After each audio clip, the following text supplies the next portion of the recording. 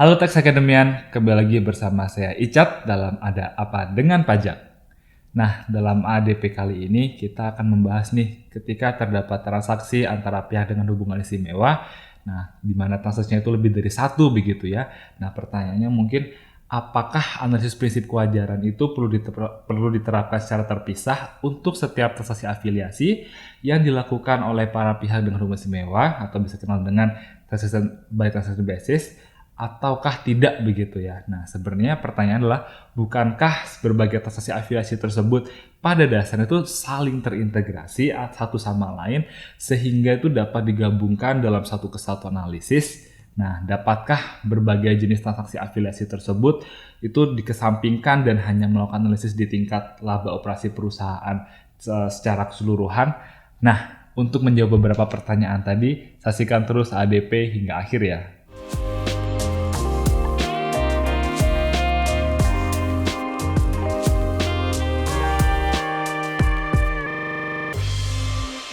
Nah, tadi ya beberapa pertanyaan terkait ketika terdapat beberapa transaksi afiliasi begitu ya. Apakah perlu menguji secara transaksi per transaksi di mana transaksi-transaksi tersebut sangat terintegrasi begitu ya. Nah, untuk pertanyaan tersebut itu mengerucut pada dua pilihan pendekatan tadi ya. Yang pertama itu adalah menggabungkan transaksi-transaksi sebagai satu kesatuan analisis gitu ya. Nah, pendekatan ini ketika menggabungkan satu analisis itu disebut dengan pendekatan gabungan transaksi atau agregasi begitu. Nah, yang kedua itu adalah melakukan analisis secara terpisah untuk setiap masing-masing transaksi begitu. Nah, pendekatan ini sering disebut dengan pendekatan transaksi per transaksi atau segregasi begitu. Nah, yang pertama kita akan membahas terkait pendekatan segregasi atau transaksi per transaksi.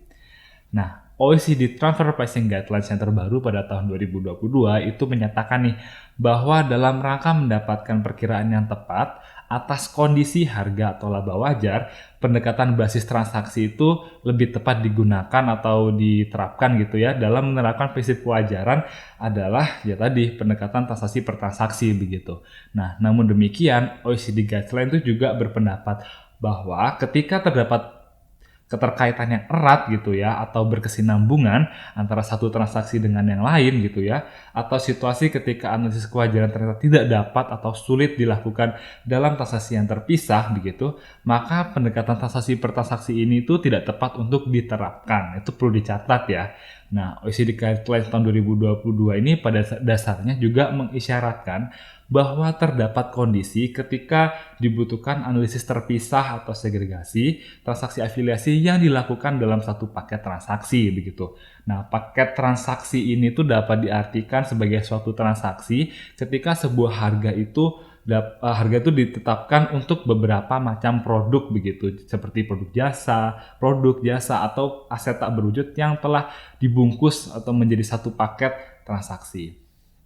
Nah, jika terdapat beberapa fungsi yang secara bersamaan dilakukan oleh perusahaan, dapat dilakukan segregasi transaksi dengan cara memisahkan transaksi yang berkaitan dengan suatu fungsi tertentu dari transaksi yang berkaitan dengan pelaksanaan fungsi lainnya. Nah, sebagai contoh nih, transaksi yang berkaitan dengan fungsi perusahaan sebagai distributor begitu ya, itu dapat dipisahkan dari transaksi perusahaan yang berkaitan dengan fungsinya sebagai contract manufacturer karena dua fungsi tersebut jelas berbeda gitu ya, satu distributor, satu sebagai contract manufacturer. Nah, hasil dari analisis segregasi tersebut itu kemudian dapat diperbandingkan dengan perusahaan yang memiliki transaksi serupa. Maka tadi atas transaksi yang sehubungan dengan fungsi distributor akan dibandingkan dengan perusahaan independen yang melakukan fungsi distributor juga. Begitu juga ketika atas transaksi fungsi contract manufacturer itu akan dibandingkan dengan pihak independen yang juga melakukan contract manufacturer begitu. Nah, perlu diperhatikan nih, pendekatan segregasi ini pada dasarnya sangat sulit untuk dilakukan. Namun penerapan pendekatan ini tentunya lebih mudah untuk dilakukan dengan dukungan penuh dari berbagai departemen yang relevan dalam perusahaan multinasional, seperti misalnya Departemen Akuntansi dan juga Teknologi Informasi. Nah, secara umum nih, dukungan tersebut itu dapat berupa segmentasi laporan keuangan dengan tujuan memisahkan laporan keuangan itu berdasarkan produk, fungsi, atau dasar pemisahan lainnya. Nah, bagaimana dengan Indonesia terkait segmentasi laporan keuangan ini itu ya? Nah, di Indonesia, ketentuan mengenai segmentasi laporan keuangan dalam konteks analisis transfer pricing itu hanya mengacu pada aspek informasi terkait dengan dokumentasi transfer pricing atau TP-Doc begitu ya. Nah, selain itu tidak dijelaskan nih mengenai kondisi yang memerlukan segmentasi laporan keuangan. Namun, segmentasi laporan keuangan ini merupakan salah satu informasi yang dapat diminta oleh otoritas pajak begitu ya, sesuai dengan Peraturan Direktur Jenderal Pajak Nomor 22/PJ/2013. Nah, walaupun ketentuan transfer pricing domestik Indonesia tidak menjelaskan secara spesifik mengenai kondisi yang memerlukan segmentasi laporan keuangan, nah bukan berarti nih persoalan ini tuh dapat dikesampingkan begitu saja. Nah, alasannya, segmentasi laporan keuangan ini tuh pada dasarnya dapat menjamin keandalan perbandingan di tingkat laba operasi begitu ya. Jadi segmentasi laporan keuangan itu dapat mendukung tadi penerapan prinsip kewajaran kewajiban usaha ketika perusahaan itu melakukan pengujian di tingkat laba operasi. Nah, yang kedua nih adalah pendekatan agregasi atau bisa dikenal juga dengan gabungan transaksi gitu ya. Nah, OECD Guidelines tahun 2022 ini juga menjelaskan bahwa pendekatan transaksi per transaksi ini tidak tepat untuk diterapkan dalam kondisi terdapat keterkaitan yang erat atau kesinambungan antara satu transaksi dengan transaksi yang lain. Dalam kondisi demikian, OECD Guidelines tahun 2022 ini membuka ruang kemungkinan untuk dilakukannya analisis kewajaran dengan berbasis agregat begitu ya. Nah, pengujian secara agregat ini itu mensyaratkan bahwa transaksi afiliasi tersebut tuh harus dilihat secara objektif sebagai satu kesatuan untuk unit bisnis yang saling berkaitan gitu ya, saling terkait begitu. Nah, OECD Guidelines 2022 ini juga memberikan nih beberapa contoh analisis yang dapat dilakukan dengan menggunakan pendekatan agregasi begitu. Beberapa contoh kondisi ketika analisis dengan menggunakan basis agregasi ini itu sulit untuk dilakukan, menggunakan basis transaksi per transaksi itu sulit untuk dilakukan sehingga analisis secara agregatif dimungkinkan untuk dilakukan gitu ya. Nah, beberapa transaksi ketika segregasi itu sulit dilakukan sehingga kita menggunakan agregasi itu mencakup misalkan satu, yaitu kontrak jangka panjang untuk penyediaan barang dan jasa. Yang kedua itu adalah hak untuk menggunakan aset tak berwujud. Yang ketiga adalah harga yang bervariasi dari satu lini produk yang sama. Yang keempat adalah lisensi manufacturing know-how dan penyediaan komponen vitalnya seperti mesin produksi atau jasa teknis yang terkait dengan know-how tersebut. Dan yang kelima itu adalah pengalihan transaksi melalui pihak afiliasi. Sebagai contoh itu mendirikan pusat pengadaan, pusat distribusi, atau rangkaian proses distribusi yang berjenjang. Nah, pada dasarnya memang agregasi dari suatu data ini akan mengurangi keandalan dari analisis kesebandingan.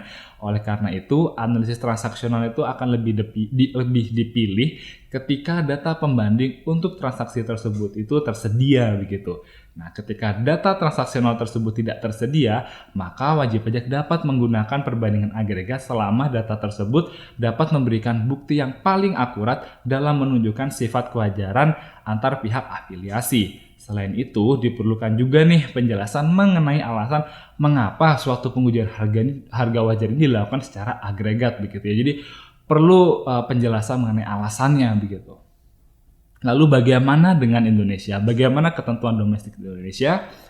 Nah, di Indonesia penggunaan pendekatan agregasi dan segregasi ini diatur dalam Pasal 11 Peraturan Menteri Keuangan Nomor 22/PMK 03/2020. Nah, meskipun PMK ini itu berjudulnya adalah Tata Cara Pelaksanaan Kesepakatan Harga Transfer atau Advance Pricing Agreement begitu ya. Namun PMK ini tidak hanya mengatur tentang tata cara pelaksanaan APA begitu ya, tetapi juga memuat penerapan prinsip kewajaran dan kelaziman usaha.